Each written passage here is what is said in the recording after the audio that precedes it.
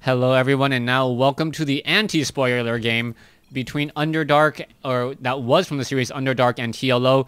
Instead, it is going to be one game set between Dimaga and AI's CPU here on Daybreak. Another Protoss versus Zerg, as otherwise you may actually take a look at the minimap and realize, wait, why is there a Terran in this matchup? Or why is it Protoss versus Protoss? So if you guys can actually read the names of the players in that very, very small thumbnail, hats off to you. I probably then shouldn't keep up this thing here, but it just looks so good right there.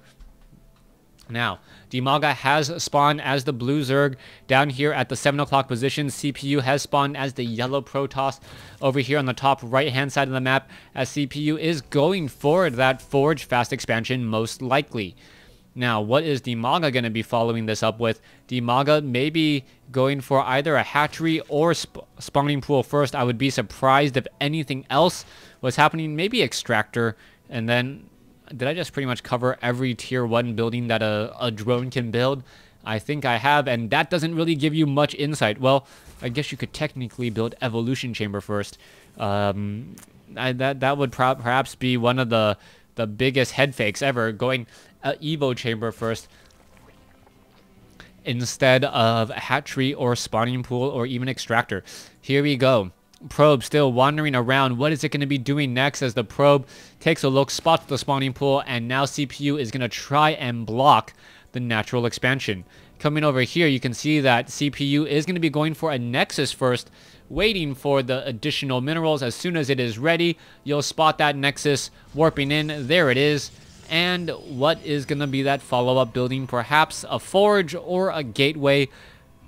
Forge does indicate a Forge fast expansion. Gateway does show that they're trying to get faster mothership core and perhaps place down a little bit more pressure. Dimaga sitting over here. Hatchery has been started, and will he establish up his third base? Only time can tell. Let's take a look at the strategies. We are going into a gateway here. Still no gas as of yet for CPU.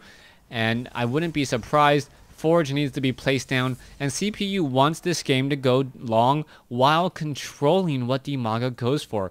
If Dimaga doesn't establish up his third base relatively quickly, then it could get shut down before it even gets started. You can see Dimaga rushing over here with the drone. He is going to have this drone grow up to be a hatchery, and then the ball will be in CPU's court to try and punish this third base. So far, Photon Cannon, Gateway, Nexus is already completed, and we should be going into perhaps the Cybernex core right here. And once the Cybernex core is done, this walkway is going to be rather difficult to get inside. So the units will have to kind of sneak through this area here in order to get inside the main base. So far, no probes on gas. No probes on gas yet. Finally getting 2 workers on each of them here. And I'm surprised at the timing on the gas. I would have expected the workers to get in there much, much sooner. And because they didn't get there much, much sooner, that could delay the warp gate tech or perhaps the level 1 weapons upgrade more likely, as we are going into warp gate tech here in just a second. Wait for it. No. There we go. There's that warp gate tech. Level 1 weapons upgrade could be coming in, as now Dimaga, oh, he is going to get Photon Cannon. This is potentially game-changing. How is this going to work out? That hatchery is going to complete, and only to realize that the Photon Cannons are right there. The timing could not have been any better whatsoever, and 2 Photon Cannons finishing just in time, and that is absolutely, absolutely beautiful. This hatchery will fall.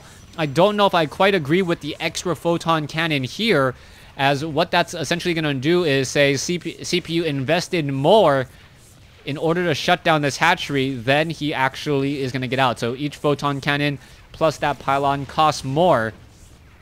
There's the cancellation. And yep, I wholeheartedly agree with that. Just want to make sure that this pylon isn't surrounded.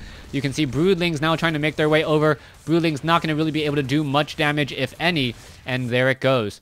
Now coming back around, this hatchery Needs about another 60 seconds or so. He could try and place down a pylon and then double photon cannons again to deny this expansion. Does he know about it? Does CPU know about it? No, he doesn't.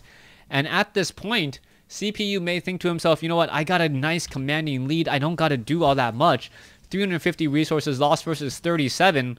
The problem is this pylon, and well, I guess the photon cannons, because the pylon's still supporting supply. These photon cannons are completely useless right now. Zergling now looking to do a flyby. You can see another Zergling off here. Very, very important. Even if you lose that hatchery, you can still mutate the larva just by simply selecting them. So one and very, very important thing to note, just select your larva. Select all and make sure that you do it. Go ahead and in fact train that up, as we now see Dimaga looking to perhaps push in here. This front door, photon cannon, and oh, there's a beautiful force field just in time while the photon overcharge is activated. If that force field was actually right here instead, perhaps more damage could have been dealt, as the photon cannons here still spot that nothing is going on.